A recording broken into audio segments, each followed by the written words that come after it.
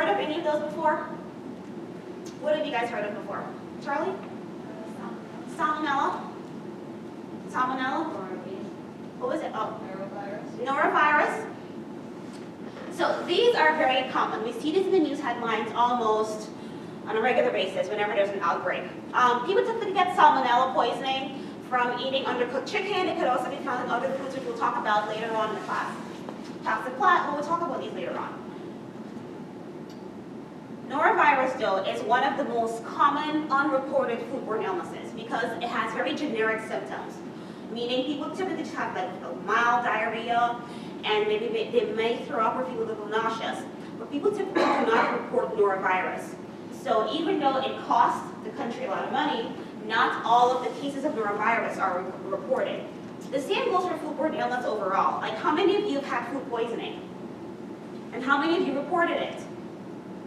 Great, so you're not part of the data we're seeing up there today, because most people do not report their foodborne illness. So we can't keep track of all of those if you're not reporting them. The top 10 riskiest foods in the US that are regulated by the FDA. These are just foods that are more prone to have an outbreak because of a bacteria that was contaminating it. Things like leafy greens, eggs, tuna, oysters, potatoes, cheese, ice cream, tomatoes, sprouts, and berries. Most of these things are things people either eat raw or they use it or is being held cold. And people typically don't keep them as cold as they need to be. A lot of times you'll see people showing their shellfish dish on display, and it's on top of the ice, when it should be submerged in ice. So that's one of the reasons why oysters are up there, or tuna. So these are just the top 10 riskiest foods in the US that the FDA regulates. Question? Oh, I saw a hand up.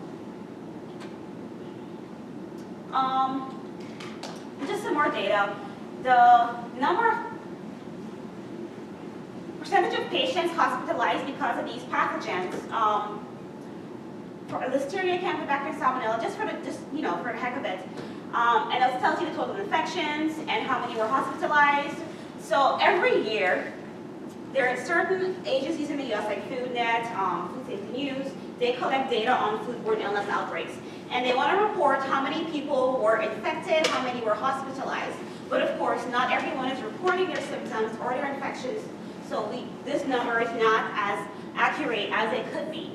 But it just kind of shows you that we have Campylobacter, Listeria, and Salmonella leading at the top.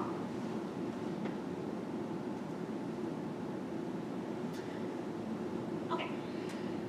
So under foodborne illness, we have something called a foodborne infection, and there's foodborne intoxication. They're slightly different. Okay, they're slightly different. A foodborne intoxication means that you're going to eat the bacteria that has a toxin, and with a foodborne infection, the bacteria actually multiply your intestinal tract. So foodborne intoxication, you're actually ingesting the bacterial toxin. So you eat it and you get sick almost right away because you ingested the toxin. Whereas with a foodborne infection, it takes a little longer because the bacteria has to multiply in your gut. And this is something why when you call the health department to say, well, I ate XYZ 2 days ago, they want to know how long ago it was, when did your symptoms start, when did your symptoms end, because depending on the infection or intoxication, there are different bacteria that cause them. And I just wanted you to know that overall that there are different kinds of foodborne illnesses that can happen. For the most part, a foodborne illness, you'll have things like nausea, vomiting, diarrhea, and there might be some blood in the stool as well.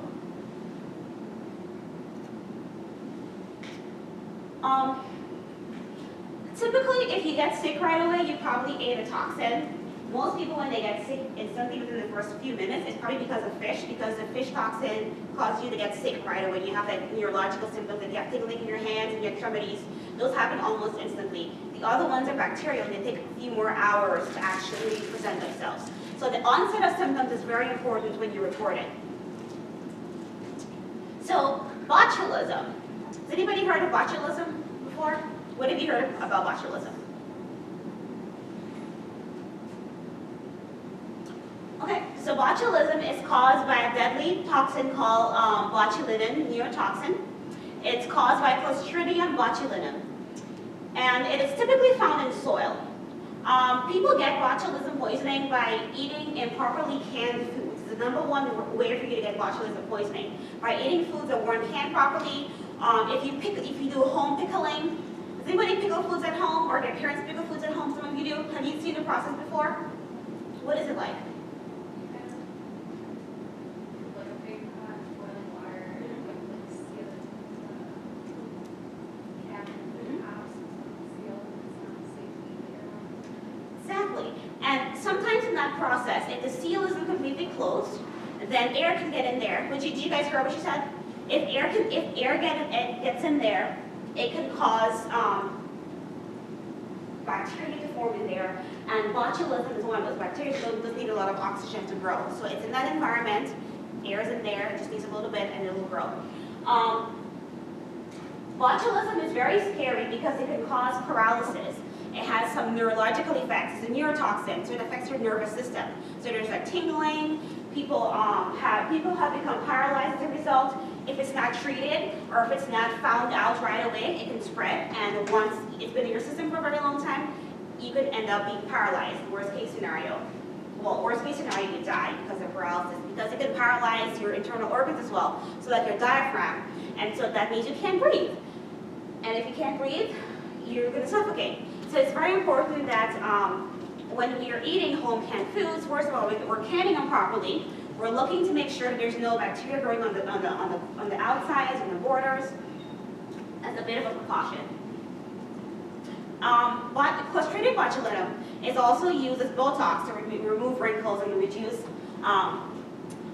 muscle overactivity. So it's Botox, that's what they use. But of course, it's administered by a physician in a controlled dose in a different manner. So, but it kind of goes back to the fact that we have bacteria that we use for good things, and bacteria can also harm us. We talked about that already. So you can also look out for dented cans, because the same aerobic activity, the same oxygen activity we're talking about. When it comes to dented cans, it's best to avoid buying cans that are completely crushed or damaged like this, especially if there's like pointed edges, because it means that air could have gotten in there.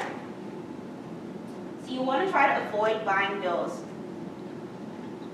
Talking about the canned goods, you want to definitely look to make sure there's nothing growing on the inside or on the corners of the mouth of the bottle, because it can cause botulism. Questions? Okay.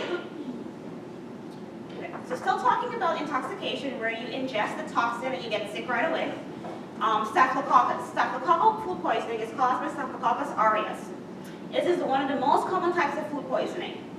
It is, however, Staphylococcus is found on our skin, on our nasal passages. So it's something that if you don't wash your hands properly, when you're in the kitchen, you can transmit it into the food. Someone eats the food and they can get sick. It is a heat-stable enterotoxin, meaning that it's difficult for it to be destroyed by heat. Some of the symptoms are abdominal cramps, nausea, vomiting, diarrhea. About the same symptoms you'll see over and over again. But the difference is the onset and what may have triggered it. Some of these symptoms can start off within a few hours and they can be very severe, but it really just depends on what you ate. It's very important when you get sick. If you think it's because of the food you ate, think back to what you ate last and the time before that and when your symptoms started so you can track it. Salmonella, which is the one you guys mostly heard about. So salmonella, even though people typically get salmonella from eating chicken and eggs that weren't cooked properly, salmonella is also present in other things like animals that you may play with, especially reptiles. Who has a reptile as a pet? What do you have, Corey? You have a lizard? Turtles. 2 turtles. Okay, anybody else? So reptiles are known to have salmonella. And it's important to wash your hands. Like if you were to have kids around, you want to make sure the kids aren't putting their hands in their mouth right after, because they could get sick from that. Actually, people who are immune compromised, it's recommended that while they're on medication, they try to avoid limit contact or have control contact with their reptilian pets because they can get sick, they can get very sick, have salmonella poisoning, and this is an example of a foodborne illness that can be also contracted by just touching something. It doesn't have to be by food, it could have also been by touching, it could have been a cut in your skin, but typically it's by food. Typically what happens is somebody with a pet, with a reptile, snake, lizard, they will play with their pets, go to work, and not wash their hands properly, and then they transmit it to somebody else. So there are some nursing homes where they'll ask you if you have any reptiles as a pet. And if you do, you can't work there because the risk is so high. Which brings me to another point that I don't think there's a slide here for. But there are some groups of people that are more susceptible to foodborne illnesses. And those are people with compromised immune system. Who are some people that have compromised immune systems? Corey? Nina? Elderly? Youngs, like little toddlers? Yep. Ashley? Cancer patients, especially those ones who are taking chemotherapy and radiation, who are being treated. Once they're stable, they're a little better, but when they're being treated especially. So that also includes pregnant women, also includes any other patient who's immune compromised. Pregnant women, the biggest concern is listeria, which we'll talk about, I think, moving forward. So yes, so other foods contaminated with salmonella also include unpasteurized milk, juice, some raw fruits and vegetables, and alfalfa sprouts, which is why we have a lot of sprouts, and sprouts is one of the foods the FDA is watching a lot. Some of these symptoms, some of these symptoms include fever, diarrhea, abdominal cramps. Once again, 12 to 72 hours after infection. It can last up to 4 to 7 days.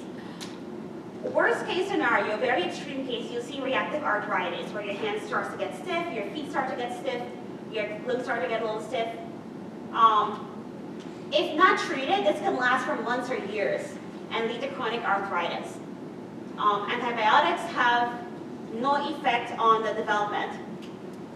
It can also develop irritation in the eyes with painful urination. So the salmonella infection can also get into a person who has a compromised immune system. It can get into their eyes and cause infections in their eyes as well. So it's not just something you eat that causes salmonella poisoning. Am I moving too fast? Are you guys, what side are you guys on? The first salmonella? But it's okay, like I'll catch up. Okay, so salmonella, there's also, what do I want from this slide? Just talks about more vomiting, possible fever, diarrhea. Salmonella is actually killed by heat. Unlike Staphylococcus that's heat stable, salmonella can actually be killed by heat.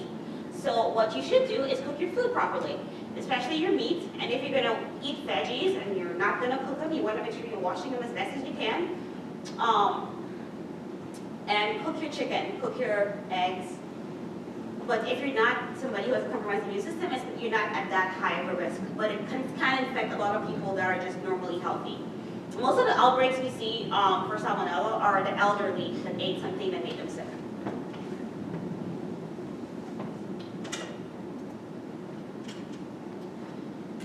Oh yes, I have this slide titled Food and Waterborne Infections because salmonella, you can also get it from the water. If the water is contaminated, you can drink it. And here we have a pet lizard. Salmonella may also contaminate meat, seafoods, fresh fruits, and vegetables, kind of reiterating more of the same thing. More reptiles, iguanas, snakes, turtles, they carry a variety of salmonella. Crows may also harbor salmonella in their feces. So crows, when they poop, they make salmonella in their poop. And that could get into the water, and then you can drink the water. So it could become a waterborne infection that way.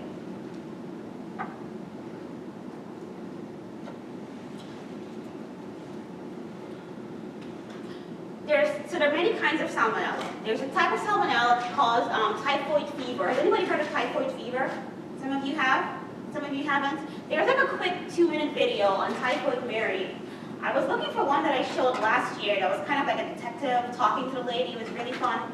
Couldn't find that this time around. You know, sometimes they deactivate links on YouTube. But this one is pretty decent. It's not too long.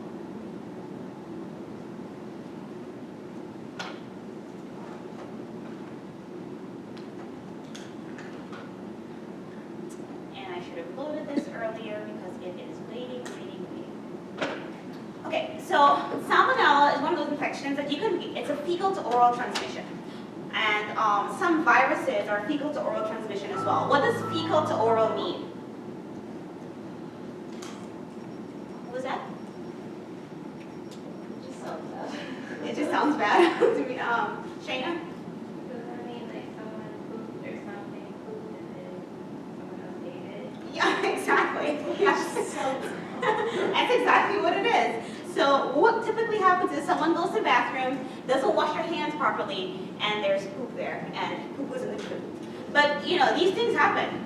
So here's Typhoid Mary.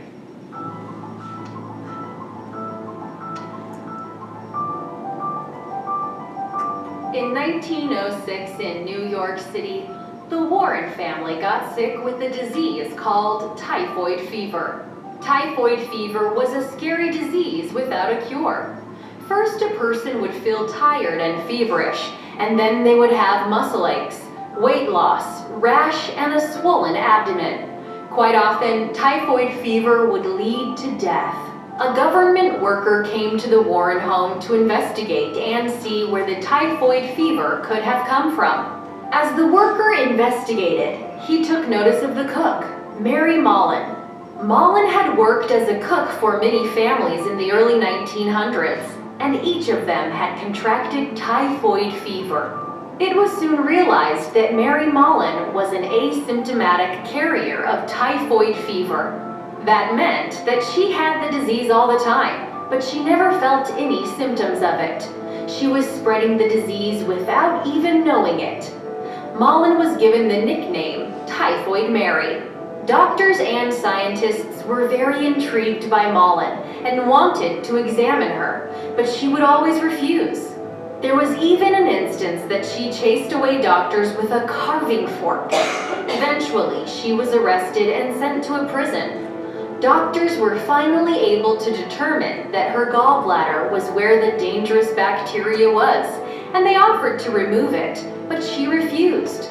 Mullen was sent to live in a quarantine hospital on North Brother Island in New York. She lived there for 3 years before she was released. At that point, she had to agree to change occupations and not be a cook anymore.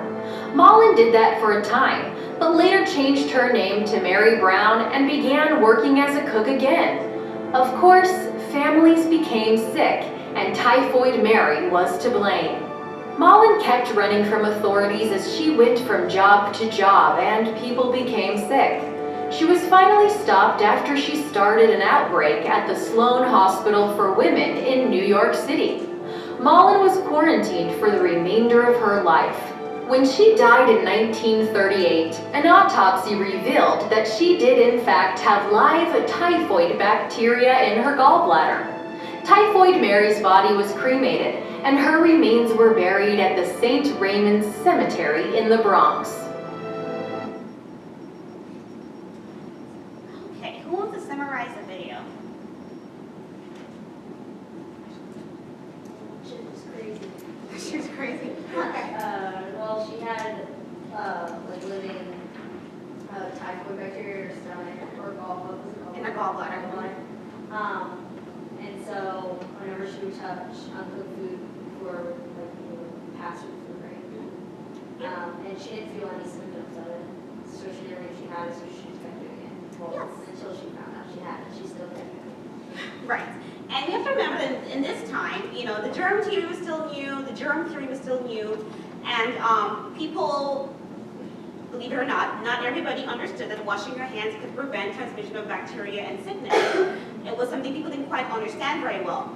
And so you can imagine somebody thinking, oh my gosh, the doctors want to cut me open. No, you know, I don't know that I would consent to that either. But the part about her still continuing to cook for people, knowing that she was making them sick, that's kind of concerning, you know, as a person to think about that. But that is the story of Typhoid Mary, and it just reminds us that people can be carriers for diseases and not have any symptoms, particularly for infectious diseases. And the same goes for other infections that we're not going to cover in class, like STDs, for example. People may not have any symptoms or not feel anything, and they're actually transmitting it to other people. So that is one of the interesting things about an infectious disease.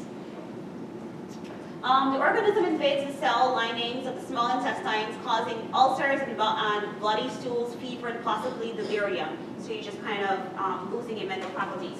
And unfortunately, people were dying as a result because there was no way to treat this at the time. Did you say it was like making their mental capabilities Yes. diminished?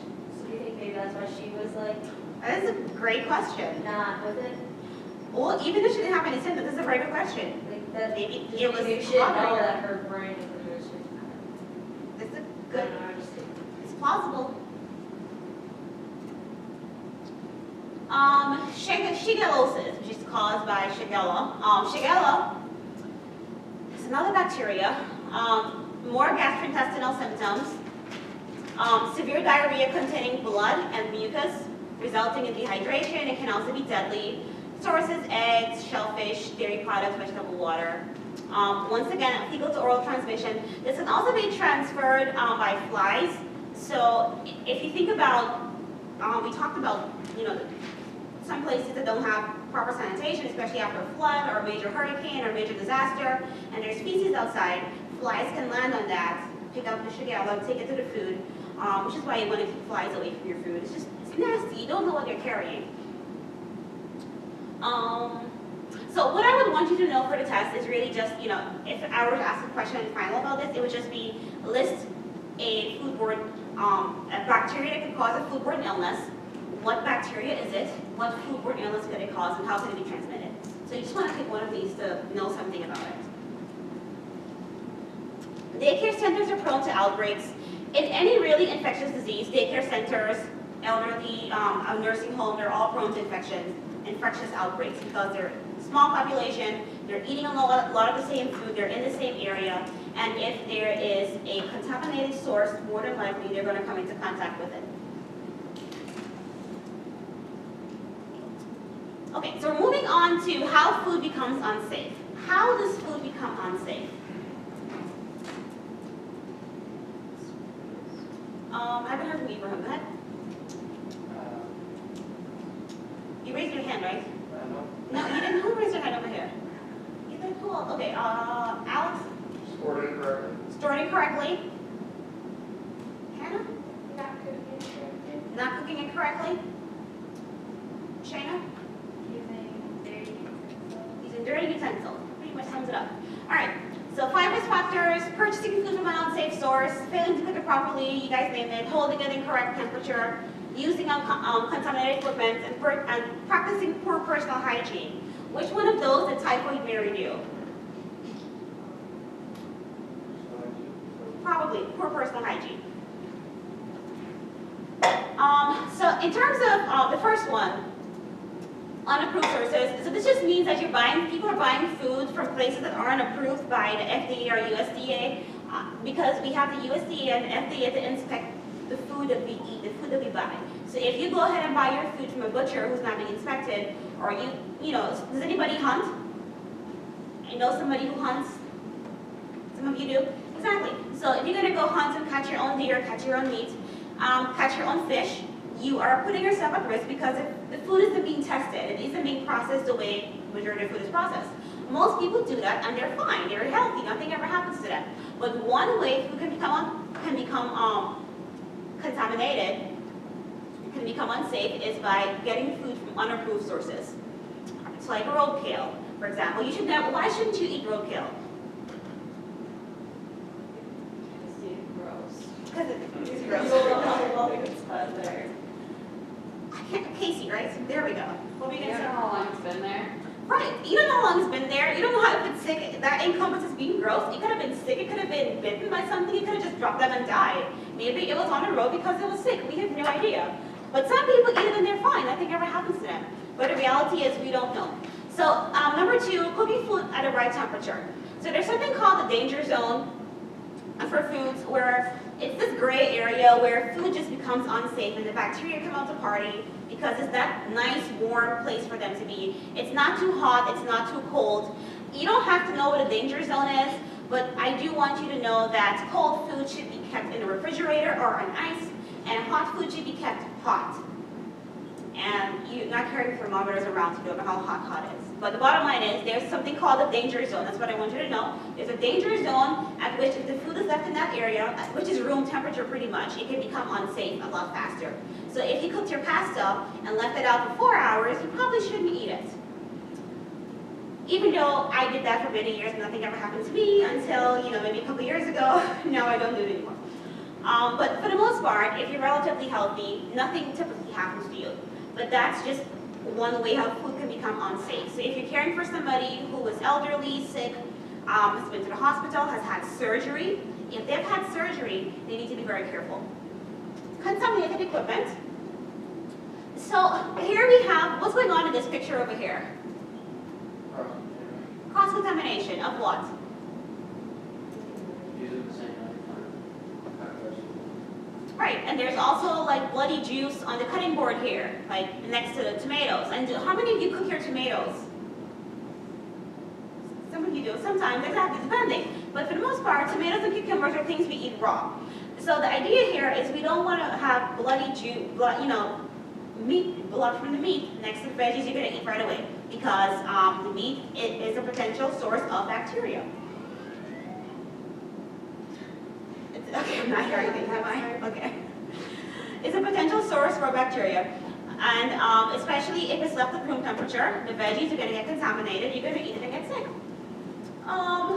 So the best thing to do is to have multiple utensils, multiple cutting boards, or like one side turned over kind of thing, multiple colors, so like, I don't know, green on one, yellow on the other, one for veggies, one for meat, or just wash it in between. Contaminated equipment. Believe it or not, especially like knives, if you've been to a restaurant, you look at the handle of the knife, where the handle meets the blade, always check there. Like, it's just one of the places where the food just gets caught, it gets stuck there, and bacteria is just growing, and it just sits there. Anyway, another example of contamination or cross-contamination is when you have utensils that aren't being washed properly. So, you left your coffee mug out. How many of you have left your coffee mug out overnight, the coffee? What does it smell like in the morning? Yeah, it's very gross. It's bacteria, it's stuff growing in there overnight. So the same thing happens to your utensils, your spoons, your knives, your forks, if they aren't washed properly. You may not see it, but it's just a petri dish, it's just an incubation area, just growing more and more bacteria. So you just want to wash your utensils because they can harbor things like salmonella, Campylobacter. Campylobacter, you can get that from drinking unpasteurized milk. It's found in the soil. You don't have to know these particular bacteria, but you can also get listeria. So has anybody heard of listeria? So what have you heard of listeria? Not very much, honestly, but like heard of it. Okay, so I want to talk about listeria because pregnant women, that's the one thing that we are very concerned about them getting from eating food that's not safe, because they can cause cerebral meningitis in the baby, so the baby can be born with an enlarged brain. So listeria contamination is very concerning for a pregnant woman. And you can get listeria from eating food that has been made in a factory. So let me back up. So listeria is not killed by refrigeration. So places we commonly find listeria are like deli meat. And things that are made in a factory like that, deli meat, turkey meat, what else is deli? Things like sausages, those hot dogs, if you don't cook them. So what happens is if the factory had listeria contamination, and then it's in the meat, and it stays in the meat. It doesn't get killed by being refrigerated. So when you eat that, you can get listeria poisoning. And it's concerning for pregnant women. The same for, yes? So like, what if it is like a hot dog, and you like cook the hot dog, though, It's so is fine. it killed? Exactly, it is. So the best thing to do if you're pregnant is to cook your hot dog. Don't eat deli meat. Pregnant women should also not eat sushi or raw fish because of the risk of damage to the fetus. That's right, listeria is there. Toxoplasma, this is more of a fungus that affects, it's concerning for patients who have cancer, and we're not going to go into toxoplasma, but we talked about salmonella, and E. coli is a big one. So we'll talk about E. coli later on in the presentation in terms of waterborne. Cleaning and disinfecting. Another way food that becomes unsafe is if we don't clean the utensils or clean our surrounding areas. So I'm not advertising for Clorox, but they just have many kinds of products. There's the liquid bleach or the wipes. The idea is if you're caring for somebody who's sick or recovering from an illness or had surgery, you want to keep the place where you're making their food clean. Spray it down, wipe it down. Personal hygiene. So, well, it's up there. When you wash your hands, there was a study that was conducted and found out that when people wash their hands, the places that are missed are listed here in red. So the thumbs and the fingertips. And we think about when you wash your hands, how many of you wash your thumbs? Like, consciously wash your thumbs? You do? You work in a hospital, right? Is that something you were taught? Yeah? Who else does that? Maddie? Okay, so some of you do. So this study conducted said that people typically don't wash these areas, and this is where if you go to the bathroom and you were sick, and you wash your hands, you think you wash your hands, this is how feces can be left on your hands. I mean, I'm not sure why people are wiping with feces on their hands, but I don't know, but it happens, it really does happen. So it's important to wash your hands properly. I put a dirty apron up here because how many of you buy food out at a restaurant? Like takeout. Most of you do. Who doesn't? You guys don't? Do you all cook them? No? Where do you guys get your food from? Takeout. Okay, so you are going to restaurants. Okay. So this just happened to me 2 days ago. Was it yesterday? Okay, it was last Thursday on my way out of here. So I went to this restaurant that I love going to get a burrito. And I'm getting my stuff on there, and I'm watching the guy because he's making somebody else's food. And now I didn't want any meat on my food, but he was making these tacos, and he was like touching every single meat on the taco. And then next thing he was doing is he was going into the veggie section and putting lettuce and cheese and sour cream on people's food. What's the problem with that? Cross-contamination. Because the food at the top, the veggies at the top, they're supposed to be cold, the meat's supposed to be hot, and he's putting meat juice all the way on the lettuce that I know is not cold. And in addition to that, what if I don't eat pork or beef? So you're cross-contaminating still because I don't want that stuff. It can make me sick. So he comes to make mine. I was like, do you mind changing your gloves? And he just kind of looked at me. And I was like, yeah, I saw you make the kids tacos and you touched all the meat. And I don't want any meat and I don't want any meat juice on my burrito either. So he went ahead and changed his glove. And the other girl, she's like, can I touch it? I was like, yeah, your hands are clean. And she made it. But anyhow, bottom line is, think about these things when you're going out to eat. Someone comes in from the background at Subway or something, and they touch the counter and touch the wall. Can I make your sub, please? It's the equivalent of taking your bread and dabbing it on the counter and the wall and then putting your food on it. Just saying. Anyhow, so it's my pet peeve. I put a dirty apron up here because people tend to wipe their hands on their apron. And what's wrong with that? You don't know, but it's just nasty? Your apron's dirty. Apron's dirty. Wiping your hands on there. Right. So I'm like, why have my clean hands on my dirty apron? And my dirty hands on my dirty